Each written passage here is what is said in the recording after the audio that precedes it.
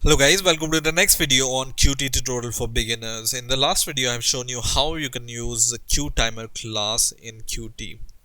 Now in this video I'm going to show you how we can use this QTimer class to create a digital clock in Qt. So let's get started. I'm going to use the last example which I have shown you in the last video, which was QTimer. And in that example what I have done is I've created this sample project, and in here I have first of all included this QTimer class, and then I have created an object of QTimer, which is this one, and I have created a public slot function which was my function, like this. Okay, so if you don't know this code, just watch the last video, and I'm going to continue this code in this video. Okay, so I'm going to go to my main window.cpp file, and this was the code I have written in the last video, right?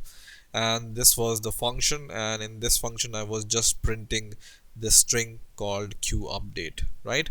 So instead of printing this QUpdate, to display some time, we can use a class called QDateTime. So you can just include this class which is called QDateTime.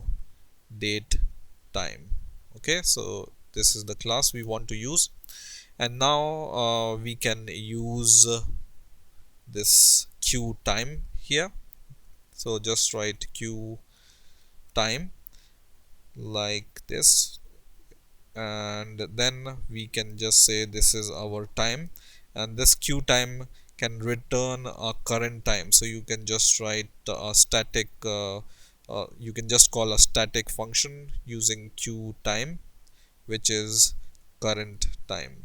Okay, and this will give you the current time, right? And then first of all, let's add a label here. So you can just go to main window.ui file here, and in here we are going to include a label. So just search for a label, which is this one, and you can make it a little bit bigger, and you can even change the font size of these fonts, because it will be a digital clock. So let's make it bold, and let's make a little bit bigger, 36. Okay, something like this, right? And I'm going to just expand this, and I will just provide some layout here. So I'm going to just provide a horizontal layout to it, and I will just delete this text from here so that we can print our text. Okay, now this label, I will just name this label as label, for example, date time. So just write date time. Okay, so we know that this is the label name.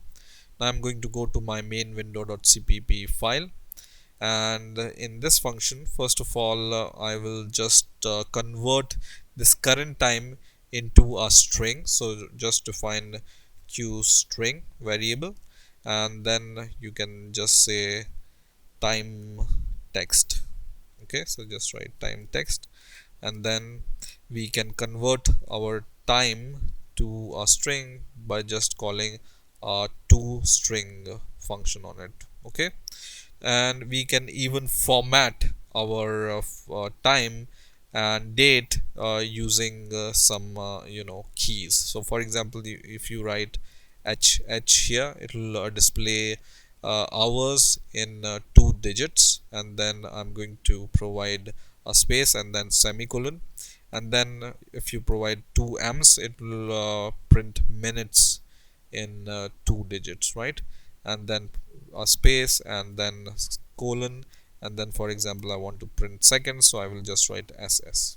Okay, so something like this, and this will give the string output, and then we can set this string to our label. So just call a label date time, and then we can just set this text. So just write set text, and then just pass this time text here. Okay, so and here we want to update our time every 1 second, right? So just write time start, and as an argument of start function you just need to give 1 second, which is 100 milliseconds here, right? If you have followed the last video, you know how it works, right? So let's compile our code and let's run it and let's see if it works or not. So you can see our time is working. So right now it's 10 o'clock or 22 in the night, and then 52 minutes, and you can see the seconds are also updating here, right?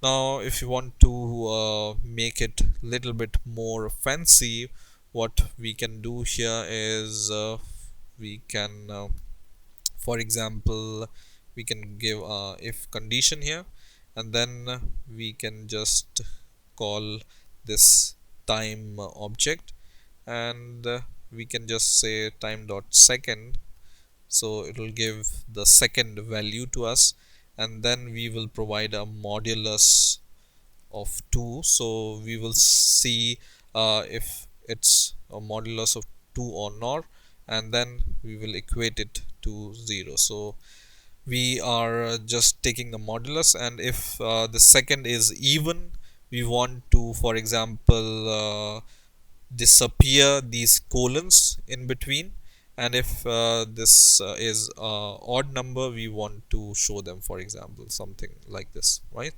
So you can just take this text, which is a string, right?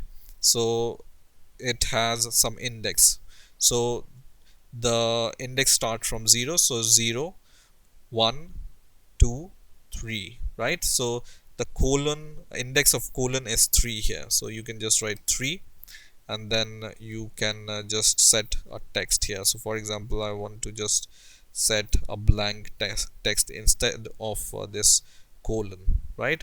And same we will do for the next colon. So this was 3 4 5 6 7 8. Okay, so the index of second colon is 8, and we will do the same for the second colon here, right?